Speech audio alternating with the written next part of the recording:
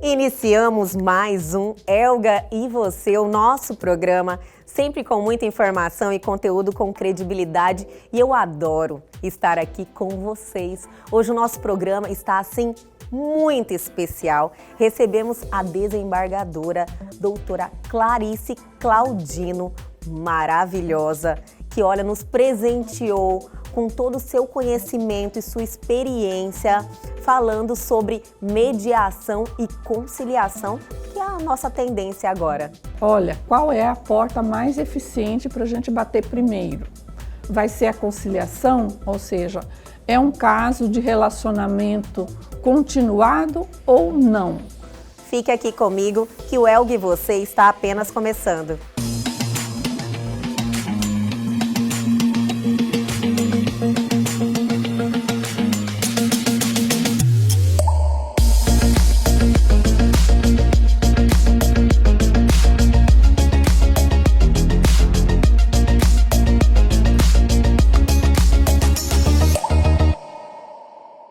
E agora, no nosso programa Elga e Você, é aquele momento que nós cuidamos do seu bolso. É o momento que recebemos ele, Bruno Perim, referência internacional e empreendedorismo com 3 best-sellers, que está toda terça-feira aqui juntinho com a gente, compartilhando seus conhecimentos. Então venha cuidar do nosso bolso, Bruno Perim.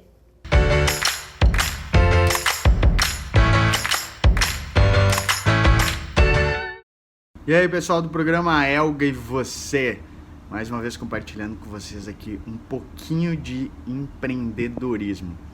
Quantas vezes você tá ali durante o dia e começa a resolver uma coisa atrás da outra, e quando vê, o dia passou e você tem aquela sensação que no final não era bem aquilo que você deveria ter feito, que você não construiu o que era mais relevante. Isso acontece seguido e eu resolvi fazer esse vídeo até porque hoje foi um dia que começou a acontecer um pouco isso comigo. E é normal, totalmente natural acontecer. O bom é que não aconteça tanto e quando acontecer você perceba. Por exemplo, hoje foi um dia que, nossa, muitas coisas começaram a surgir, muitas urgências, muitas demandas, muitas pessoas pedindo minha atenção. É quando eu me dei conta, era 4h10 mais ou menos, e uma pessoa disse, nossa, Bru, você ainda não me confirmou tal coisa por e-mail e tal. Eu falei, caraca, velho, nem abri o meu e-mail ainda, é 4h10 da tarde. Eu falei, meu Deus. Eu falei, cara, o que eu tô fazendo? Aí eu, para tudo. Fui lá, respondi essa urgência, peguei um chazinho, tá aqui ele, e disse, não, agora eu vou organizar tudo, porque senão eu vou deixar escapar coisas que são importantes, coisas que são estratégicas. E isso é essencial para todo empreendedor e toda empreendedora. Então você não pode, eu sei que tem muita urgência, ainda mais quando o seu negócio é pequeno, tudo depende de você. Cara, você não pode deixar escapar. Você precisa sempre ter uma linha norteadora do seu dia, daquilo que é totalmente relevante para aquilo que você quer construir. Porque senão as coisas vão se perder. Vai sendo natural você trabalhar sempre com as urgências que surgem e você acaba não construindo as coisas mais relevantes. Então toma esse cuidado. Quando você percebe, melhor é, antes de começar o dia já tem essa organização. Se começou na pauleira e você se deu conta que tá assim, cara, peraí, para tudo, porque é melhor trabalhar organizado, perde 10 minutos, mas é melhor trabalhar organizado. E aí, qualquer coisa, sempre que você notar isso, faça essa pausa e tal, mas não continue sem ter essa organização, porque isso gera uma perda bem significativa lá na frente, quando você percebe que não está construindo aquilo que deveria.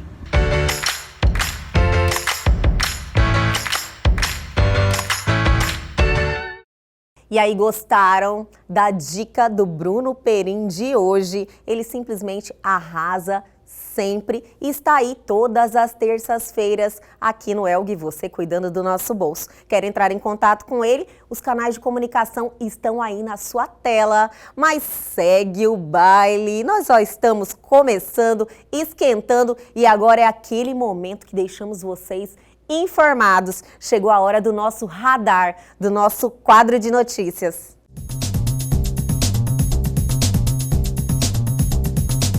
O Senado aprovou na última quinta-feira um projeto que determina como deverá ser aplicado o dinheiro do Fundo de Universalização dos Serviços de Telecomunicação. A proposta obriga a implementação de internet banda larga em velocidades adequadas em todas as escolas públicas do país, principalmente aquelas localizadas fora das cidades.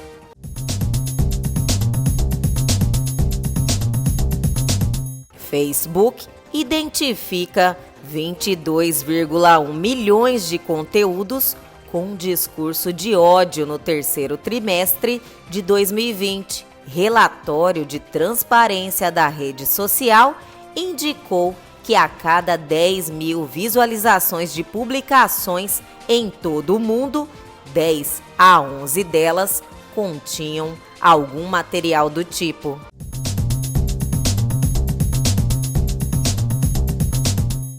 Apple anunciou um programa para pequenos negócios que disponibilizam seus aplicativos para seu ecossistema. Desenvolvedores que ganham menos de $1 milhão por ano irão pagar uma comissão de 15% em vez da taxa tradicional de 30%. A novidade passa a valer em 1º de janeiro de 2021.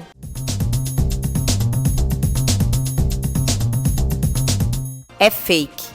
Mensagem que fala sobre o WhatsApp Gold e vídeo que pode destruir o celular. Tem circulado em grupos de WhatsApp uma mensagem que fala sobre atualização de um aplicativo chamado WhatsApp Gold e sobre um vídeo que pode destruir o aparelho celular.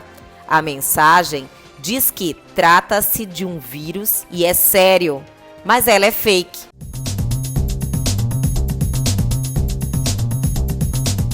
William acompanha investigação sobre entrevista polêmica de Diana. O príncipe William entrou em contato com a BBC para se certificar de que a rede de televisão estabeleça a verdade com uma investigação independente da polêmica entrevista do repórter Martin com a princesa Diana.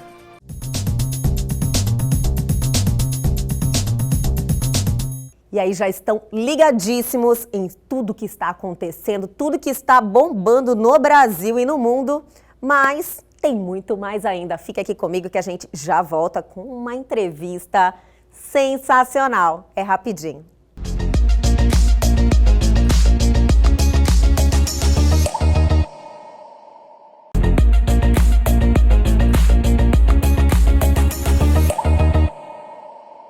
E agora no nosso programa Elgue Você, vamos ter um bate-papo mais que especial. Estou muito honrada com a presença dela, desembargadora Clarice Claudina. Eu quero agradecer muito a sua presença, por você ter aceitado o convite e estar aqui nos presenteando com toda a seu conhecimento, que eu tenho certeza assim, que é muito vasto e que vai ajudar muita gente que está nos assistindo. A honra é toda minha. E é assim, um momento em que eu venho com o coração aberto para trocar ou para compartilhar as experiências, os pontos de vista e aquilo que nós temos visto nesses mais de 20 anos que eu estou aí envolvida com a Semana da Conciliação, que antes era só o Dia Nacional da Conciliação. Então isso tem muito tempo já, muita experiência sedimentada, e que eu tenho assim muita vontade, muito amor em compartilhar. E é um assunto assim muito interessante e pertinente, porque hoje em dia tem novas ferramentas para a solução, até de uma forma mais eficaz, né, desembargadora, dos conflitos, que os conflitos assim são algo que pesa na vida da pessoa, né? Aquilo vai se arrastando. Então assim, além da questão em si, que gera uma como que eu poderia dizer, é uma raiva. A pessoa que está com algum problema com a outra, ela carrega um peso, né? Ela vai lá, ela quer uma vingança, ela quer tipo, uma punição por algo.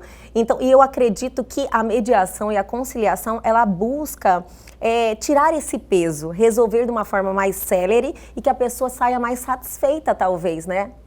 Não tenho dúvida disso.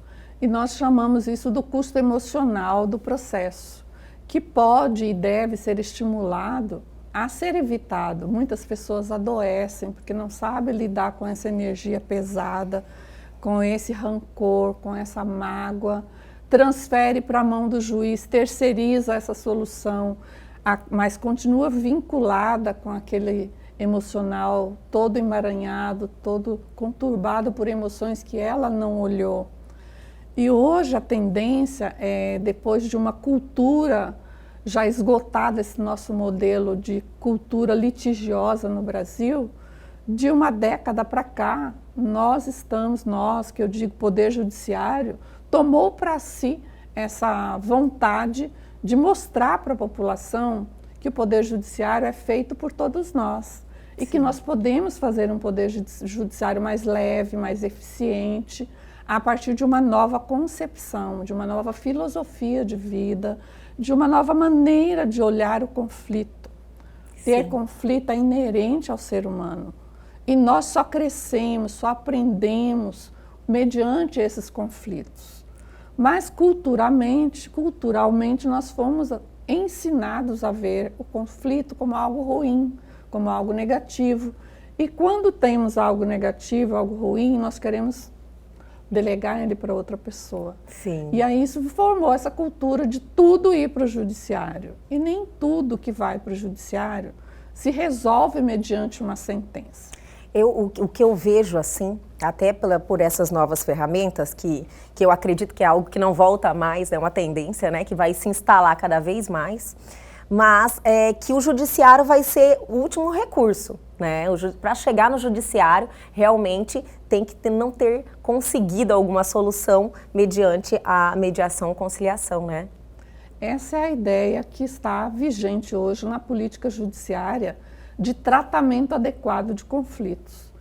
Eu faço assim uma metáfora bem singela de que como se fosse o Poder Judiciário anterior, aquele hospital de tratamento de relações entre as pessoas, de tratamento do adoecimento dessas relações, em que lá só se oferecia um remédio. Hoje nós temos uma multiplicidade de remédios que você vai poder buscar no Poder Judiciário. E aí depende do profissional que vai receber esse cliente, explorar, olha, qual é a porta mais eficiente para a gente bater primeiro.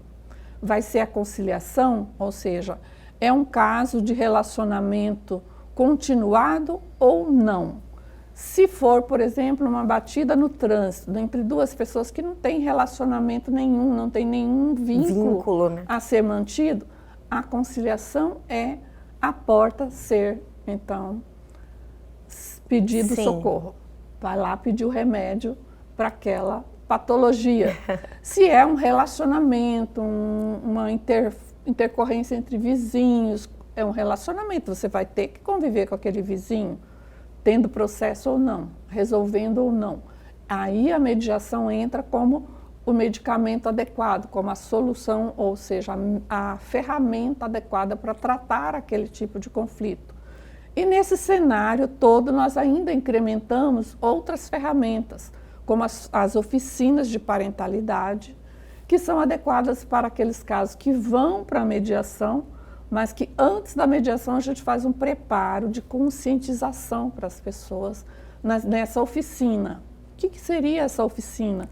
Um espaço dividido em abordagens adequadas, uma para o homem, outra para a mulher, outra para a criança e outra para o adolescente.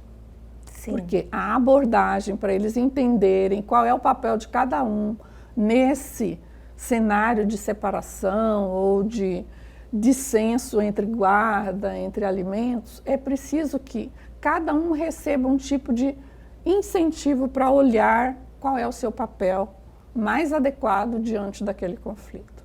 Então, por exemplo, uma criança de 10 anos, ela está ali servindo de escudo entre os pais. Isso é verdade. O pai não tem consciência disso, ele não está fazendo isso porque quer, é o recurso que ele aprendeu no automático.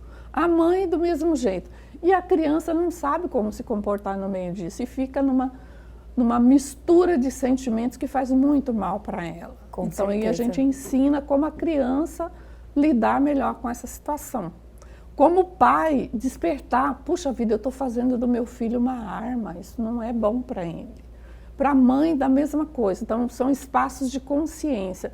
E a criancinha de 6 anos, por exemplo, ela vai receber um outro tratamento com psicólogo, mais lúdico, para detectar como é que está sendo essa interferência no psicológico dela e fazer, então, um outro tipo de abordagem.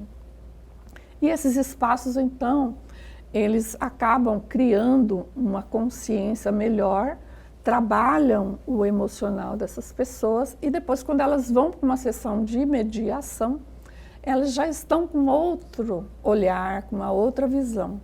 Com certeza. Temos também as oficinas de direito sistêmico, onde a gente aplica os princípios das constelações familiares de Bert Helling. Olha que interessante. Sim. Já faz alguns anos que nós temos essas, já tem uns 4 para 5 anos que nós Nossa, temos esse isso é uma trabalho, novidade, eu né? não sabia que Temos já... e com resultados extraordinários. Também é um espaço de conscientização. Naquela demonstração, naquela representação de uma constelação na oficina, Sim. todos que estão ali se veem naquela situação e se conectam com aquela energia e acaba percebendo o que está por trás daquele conflito. E aí as surpresas são as mais variadas possíveis. E é um espaço, então, de conscientização onde essa energia vai reverberar em todo o sistema familiar. E às vezes as pessoas que estão no processo nem vão na oficina. É só o processo que é levado para a oficina, ou seja, o caso. Sim. Mas isso reverbera no emocional das pessoas e elas conseguem começar a enxergar melhor as soluções que elas vão poder construir lá na mediação. A humanização é Total. 100%. Né? A questão da mediação. Inclusive, a senhora até conceituou muito bem, mas as pessoas que estão nos assistindo, e alguns profissionais que nós conversamos um pouquinho antes, ainda se confundem, né? A mediação. E eu vi que na mediação, geralmente, um dos traços marcantes é quando existe um vínculo, seja de parentes, né? Na questão, por exemplo, de um inventário, questão familiar, é mais na mediação. E a mediação também, o que eu entendo, desembargadora, é que eu acredito que a solução tem que chegar das partes, né? Sem dúvida. Não só na mediação, mas na conciliação também. Mas tem uma diferença básica. O conciliador tem uma postura, uma atitude. Ele vai, então, aproximar as partes, vai dinamizar ali o diálogo, mas ele pode dar alguns palpites. Olha, será que vocês... Então, ele pode dar algumas sugestões. O mediador, não. Ele tem uma série de princípios a mais para serem observados e ele vai focar nas necessidades e nos interesses das partes, para que cada um enxergue qual é a sua necessidade real. Sim. Às vezes eu estou litigando contra uma pessoa, mas não parei para pensar qual é a minha necessidade. Qual é o meu interesse real? Sim. Às vezes a raiva é tanta que obscurece a minha visão. E às vezes eu queria só um pedido de desculpas e eu estou pedindo dinheiro para ele. E eu posso até receber essa indenização, mas essa indenização não vai suprir a minha necessidade, porque eu só queria que ele reconhecesse que está errado, que me magoou e que me pedisse desculpas. Isso acontece muito. Então, às vezes, essa sede de vindita, essa sede de vingança, essa sede de tirar alguma coisa da pessoa, de punir a pessoa, é um estado de irreflexão, que não identificou a real necessidade e também o interesse real. E quando vem a sentença, por isso que não é o meio adequado à sentença. Quando vem a sentença, ela não vai atingir esse objetivo. A pessoa não fica bem.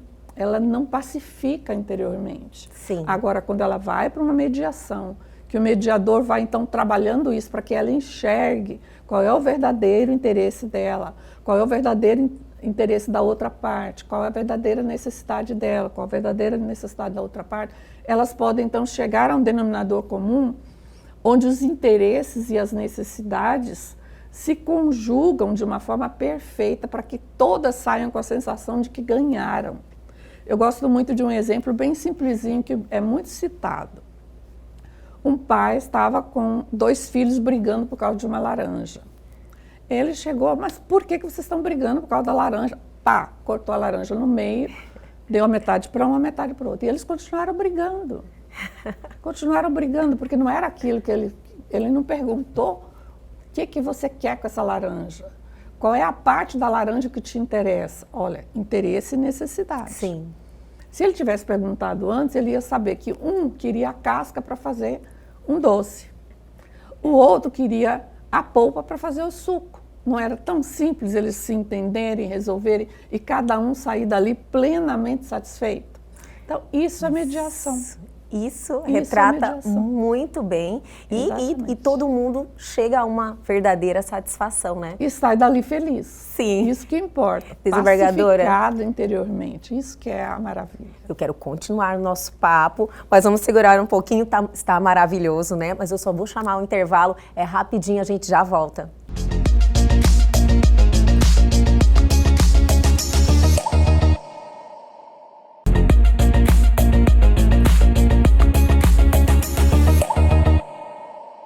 Estamos de volta em um dia muito especial. Estamos recebendo aqui a desembargadora Clarice Claudino, que está nos presenteando aqui com tanta informação que eu tenho certeza assim que ajuda muito as pessoas saberem como está sendo abordado essas questões hoje, né, desembargadora? É um fato bastante interessante porque foram muitas mudanças. Muitas. Em 2010 foi editada a Resolução 125 pelo Conselho Nacional de Justiça, que foi uma revolução. Até então, tudo que nós fazíamos pelo movimento permanente, pela conciliação, eram movimentos pontuais, não havia uma política nacional.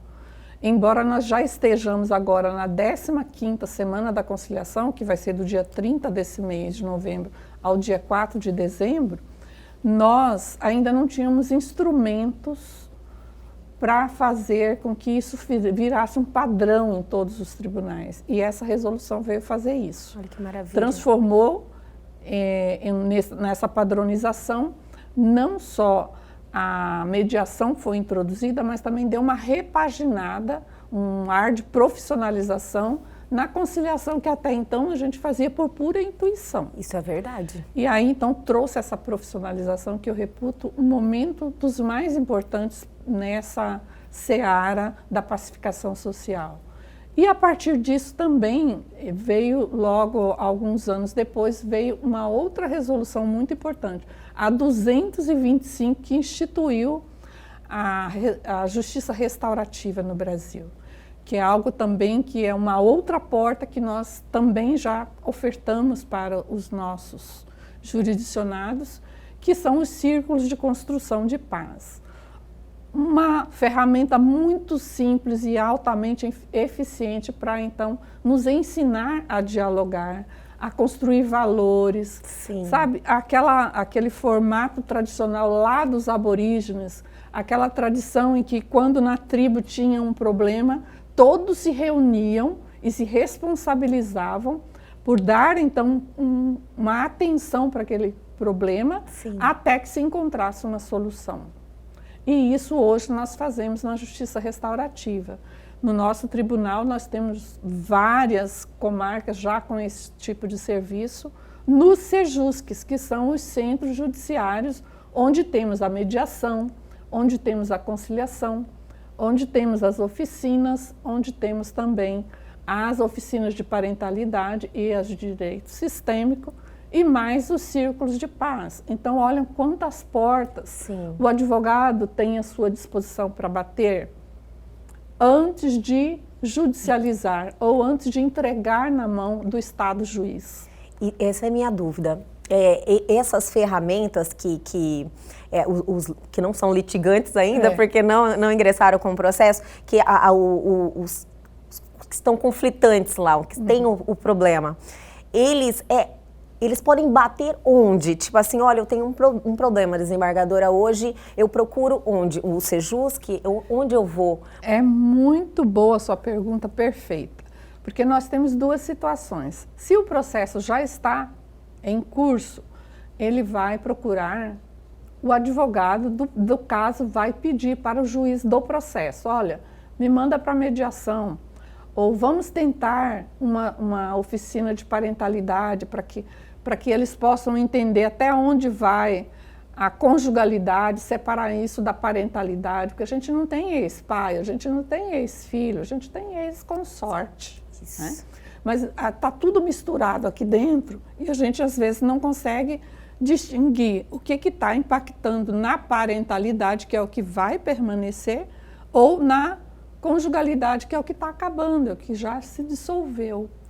Então, o advogado precisa saber disso. Agora, quando isso ainda não tem processo, ele vai ao Sejusc da sua comarca. Nós temos 43, 44 portas dessas no Poder Judiciário. Inclusive, em Cuiabá tem o de primeiro grau, que funciona no fórum, tem o dos juizados especiais, que funciona ali próximo do 44 Batalhão. Temos também o do meio ambiente, que funciona lá no bairro, ali onde é o meio ambiente mesmo, perto do Bosque da Saúde. Bosque da Saúde. E temos o da Infância e Juventude, que é pioneiro no Brasil, onde todas essas ferramentas são aplicadas aos jovens em conflito com a lei. E nas cidades do interior, no fórum, que tem, então, o Sejusc, que vai fazer o cadastramento no PJE pré-processual. O advogado pode abrir o PJE e ir na plataforma lá do pré-processual e já cadastrar o seu caso, ou a própria parte vai até o Sejusc e faz o cadastramento do seu caso. Resolvida a situação, a pessoa que foi ao Sejusc, embora ele não tenha ajuizado um processo, ele vai ter uma sentença que garanta a ele o cumprimento um título executivo, um título judicial executivo. Então, ele não precisa propor, ele não precisa inchar mais o Poder Judiciário para ter a garantia da solução. Agora, é preciso sim que ele esteja aberto a contribuir para que ele e a outra parte construam uma solução que seja boa para eles, que seja boa para os dois e que realmente resolva aquela pendenga ali para não ficar o ranço de algo que não foi digerido, não foi resolvido, como é o que acontece quando o juiz profere a sentença. Sim. Às vezes, nenhuma das partes se conforma. É verdade. É muito comum a gente receber recurso das duas partes. E aí? Isso é a prova de que aquele caso reclamava uma participação das partes para elas construírem algo melhor. Porque o juiz ele vai lidar com a letra fria da lei. Ele não vai poder considerar a emoção de um, a emoção do outro, que muitas vezes ele nem conhece. Ele não vai poder explorar a necessidade, o interesse e ver onde está a zona de consenso entre eles. Não há essa possibilidade. Ele vai difícil, pesar, né? vai botar nos pratos da balança, vai pesar e vai dar formar o seu veredito. convencimento daquela situação, Então, né? hoje a sentença é a última porta a ser batida pelo profissional. Mas aí o profissional precisa estar antenado com essas coisas. É sobre isso que eu quero continuar o nosso assunto, desembargadora. Eu queria saber qual é o papel, como é que na realidade, como é que esse advogado ele está se comportando com essa modernização, essa tendência agora. Porque antes o advogado, na realidade eu acho que desde quando na faculdade, o advogado ele vem sendo educado ao debate, ao contencioso, né, a ele ir para a justiça. E agora ele está tendo que enxergar de uma maneira diferente a conciliação, a mediação. Além do que ele também precisa estudar, os profissionais que já estão atuando aí desde antes dessas mudanças, eles precisam também de ter aí um curso de mediação. É necessário isso? Ou ele pode atuar, não existe nada que impeça, mas seria interessante, né? É muito interessante que o profissional, que eu chamo de executor do direito, que às vezes não é só o advogado, mas também todos aqueles que fazem parte do sistema judicial, como peritos, como qualquer outro desses atores do sistema, né? Assistente social, psicólogo. Porque essas mudanças, elas se consolidaram no nosso sistema por meio da lei de mediação e pelo próprio CPC, o Código de Processo Civil. Ele encampou todo esse microsistema que foi criado pela Resolução 125. Consolidou em lei aquilo que era uma resolução. Mas ainda há muita resistência, e a maior resistência é daqueles que ainda não conhecem suficientemente essas possibilidades das quais eu me referi. Sim. E principalmente porque esse cenário novo, existe uma postura também nova. E nós fomos formatados. A forma da nossa faculdade era litigante. Isso. O bom advogado, quanto mais combativo, ele era mais reconhecido e melhor remunerado. Sim. Hoje é diferente. Quanto menos combativo, quanto menos litigante, quanto menos fomentador de litígio ele for, mais rápido ele vai ser reconhecido, porque a solução vem de uma forma mais rápida e mais satisfatória. E, consequentemente, os honorários conciliatórios hoje já estão na lei, então ele não perde nada. Pelo contrário, que ele maravilha. ganha. Ele ganha, porque aquilo que iria ser alimentado no seu escritório durante 10 anos, num embate judicial, né? Já imaginou se ele resolve em 3 meses, 6 meses, 1 mês? Pelo às vezes consenso? Na primeira audiência, lá, no primeiro encontro, às vezes já sai com uma solução. Sem nem precisar ajuizar. Hoje o advogado que está bem organizado dentro desse novo cenário, ele tem parceiros. Ele tem um bom mediador ou uma câmara de mediação como parceira do seu escritório. Olha que maravilha. Ele tem um bom constelador ou um instituto que faça essa prática para também ajudar na solução dos emaranhamentos que estão por trás daquele conflito. E ele sabe também onde buscar essas outras oficinas que podem auxiliar a melhorar o padrão de consciência dos seus clientes. Com isso, ele às vezes, na maioria das vezes, lá no próprio escritório, ele já resolve. E aí ele vai no Sejusc só buscar uma homologação. Sim. Sem inchar a máquina pública. Maravilha. Sem onerar suas partes com custas, com essas outras despesas e dar efetividade àquilo que o seu cliente quer, de verdade, o interesse real dele. Porque o advogado precisa, ele é o primeiro juiz da causa. Com certeza. E ele precisa saber, então, como tratar isso para avaliar e explorar melhor esse sistema de múltiplas portas. E o mais interessante, numa audiência de mediação, o comportamento do advogado, o papel do advogado ali é diferente. Sério? E a maioria fica, então, meio deslocado, assim, ele não se ou encontra às vezes até se sentindo ameaçado. Fala, poxa, esse mediador acha que é mais importante do que eu. Sim. Ele se sente, então, às vezes ameaçado. Porque ele não entendeu que o papel dele ali não é representativo. O papel do advogado na mediação é consultivo. Ele está ali ao lado do seu cliente para orientar o seu cliente depois que o cliente chegou a algum tipo de conclusão. Sim. Ele vai, então, orientar o seu cliente. Olha, mas isso não é bom por isso, por isso, por isso. Tem esse risco. Ou, então, olha, isso é bom, isso está tudo dentro da legalidade, você pode dizer sim. Então, o papel dele é diferente. Aquele papel de falar pelo cliente Sim. não é o da mediação.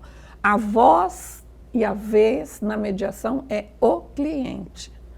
E isso causa essas inseguranças. Isso. Às vezes resistência, porque não conhece ainda como explorar melhor esse ambiente, como transitar nele com naturalidade e segurança, e aí prefere dizer, não, eu não quero mediação.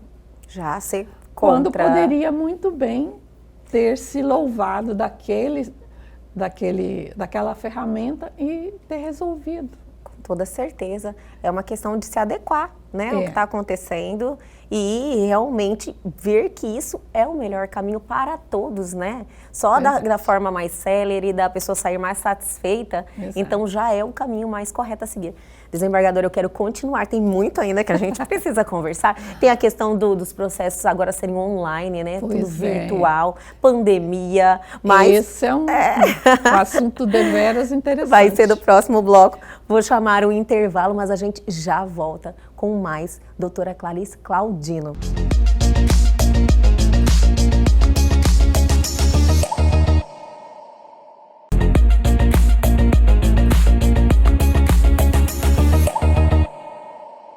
Estamos de volta, recebendo ela aqui, que está nos presenteando com toda a sua experiência, todo o seu conhecimento, a desembargadora Clarice Claudino.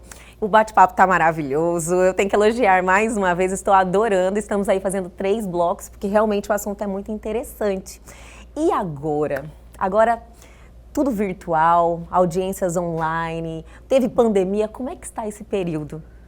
A pandemia veio como tudo que vem assim, né, com essa intensidade, veio fazer uma revolução, na verdade, né? As nossas vidas, acho que não serão mais as mesmas, as nossas rotinas. Realmente é o novo normal mesmo, né? E o Poder Judiciário de Mato Grosso teve, assim, algo bastante particular. A agilidade com que a administração conseguiu disponibilizar para nós ferramentas que nos possibilitassem transformar aqueles cenários presenciais, principalmente da mediação, que é uma coisa de olho no olho, de sentimento, e transformar tudo isso em ferramenta que fosse adaptável para o cenário virtual, realmente exigiu aí... De forma efetiva, né? Exato. Um plus que nós não podemos deixar de registrar o quanto o nosso tribunal é de vanguarda nesse sentido. Então, hoje nós já estamos com todas essas ferramentas da conciliação, da mediação, os círculos de construção de paz foi a nossa primeira experiência. Nós começamos por ele porque vimos que neles nós poderíamos fomentar uma melhoria emocional para nós próprios, para os nossos servidores, para os nossos colaboradores mais diretos, e assim a gente foi espalhando. Hoje tem fila de pessoas querendo participar dos círculos virtuais. Olha que maravilha. É algo fantástico, que eu recomendo que você conheça pessoalmente. Eu vou conhecer mesmo. É maravilhoso para nós, como pessoa, como ser humano. E depois, então, vieram as conciliações e as mediações, e tudo isso agora, até mesmo as oficinas de parentalidade estão sendo feitas no ambiente virtual, que foi lançado recentemente pelo Sejusc de Rondonópolis e que já está agregado, então, em todos os nossos Sejuscs. As oficinas de direito sistêmico ainda não estão 100% operacionalizadas no online, elas estão numa outra vertente, onde nós fazemos movimentos sistêmicos para ajudar as pessoas nesse espaço, então, de conscientização e de melhoria do que está por trás daquele conflito. Que às vezes a carga ancestral é muito forte, principalmente nos inventários. Olha, é algo sui generis, a dificuldade que as pessoas têm em concluir um inventário. Às vezes algo assim que a gente pensa, meu Deus, mas por que não se resolve? Aí surge uma outra picuinha dali, isso está ligado, então, ao sistema daquela família e que precisa ser olhado. Ele não vê que, de repente, quando chegar essa solução, arrastando aí depois de muitos anos, não vai ser nem útil.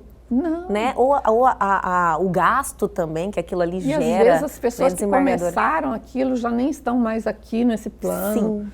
Às vezes já está na segunda, terceira geração e aquilo vai virando um novelo que não encontra o fio da meada. E aí vem, então, essas questões. Nas falências, nas recuperações judiciais também tem sido muito interessante o resultado das oficinas de direito sistêmico.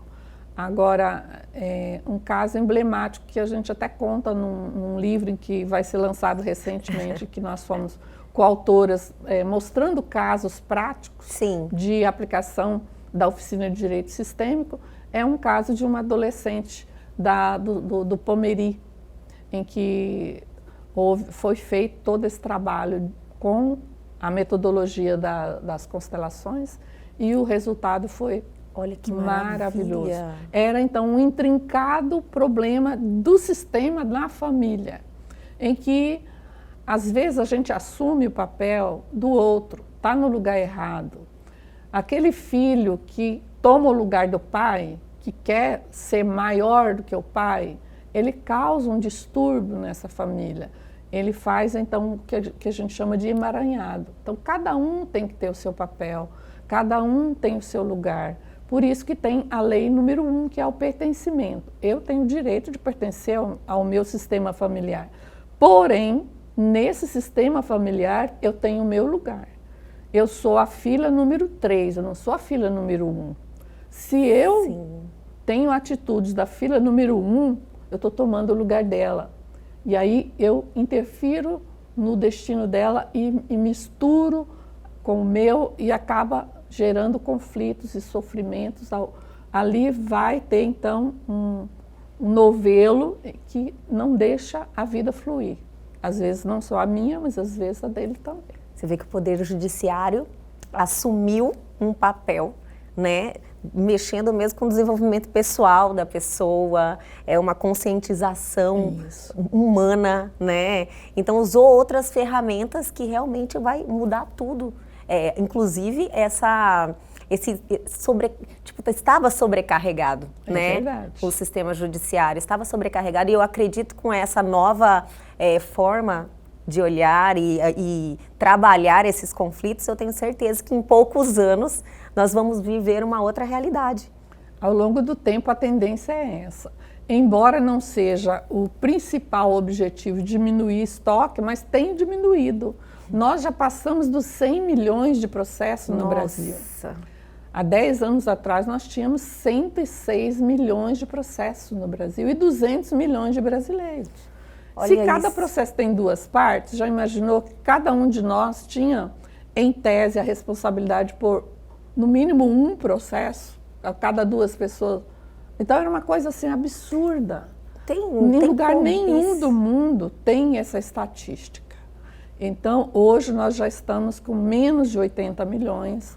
Mato Grosso, nos últimos anos, cada vez tem diminuído o percentual de litigiosidade e de efetividade naquilo que está em processamento. Sim. Temos aí o reconhecimento nacional em diversos momentos, graças a essa nova consciência.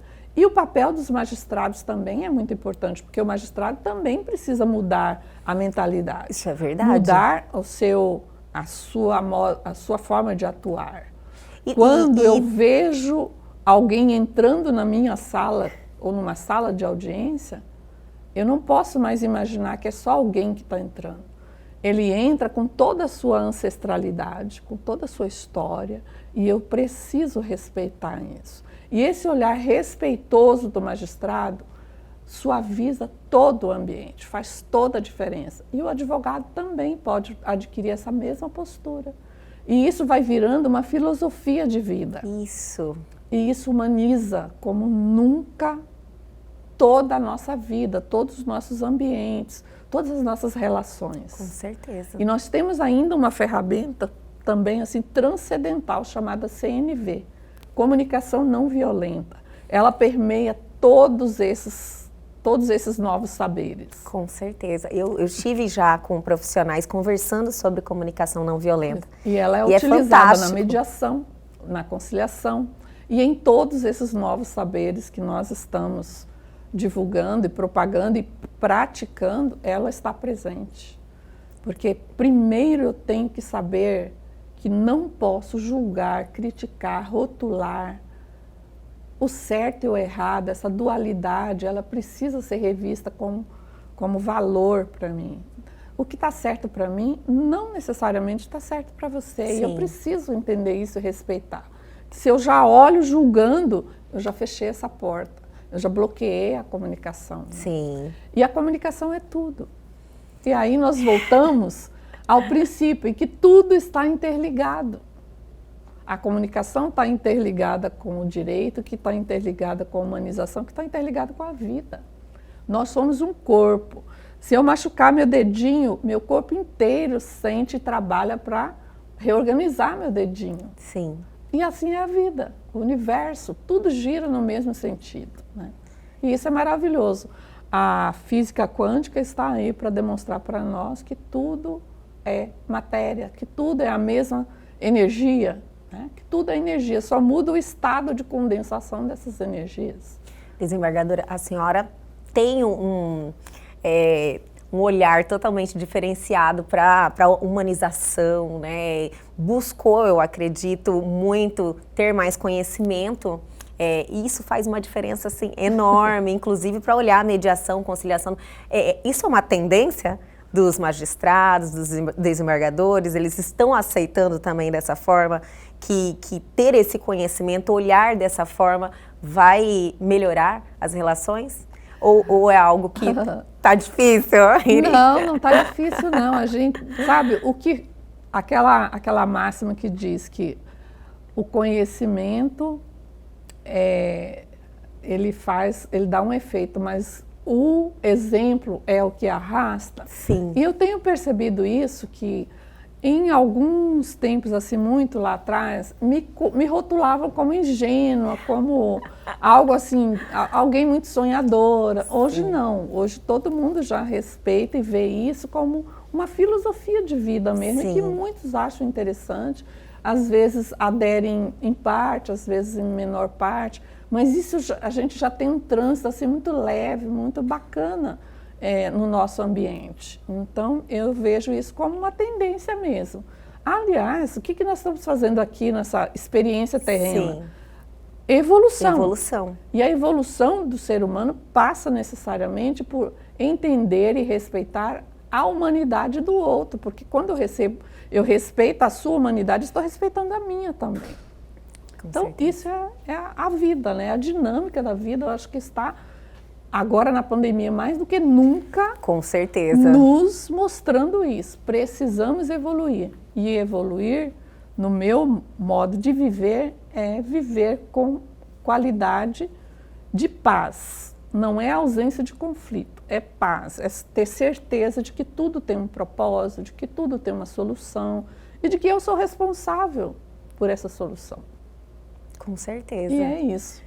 Nossa, desembargadora, eu fiquei assim muito feliz, esperançosa, sabe? Quando você olha com mais esperança que vamos melhorar, né? Porque geralmente eu convivi em fóruns, em ambiente, em audiências, senti aquele clima pesado. Isso. E eu acredito que tudo isso, se é uma tendência agora, que já se instalou, né? É uma realidade, não é tendência. Eu tenho certeza que a mudança vai ser concreta e logo, logo, assim, teremos uma outra realidade, né? Eu tenho essa certeza.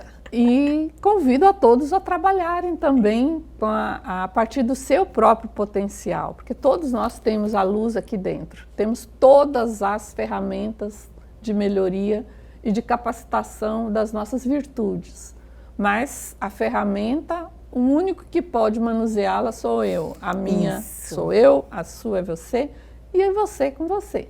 Então, cada um fazendo a sua parte, nós teremos em breves dias um mundo muito melhor.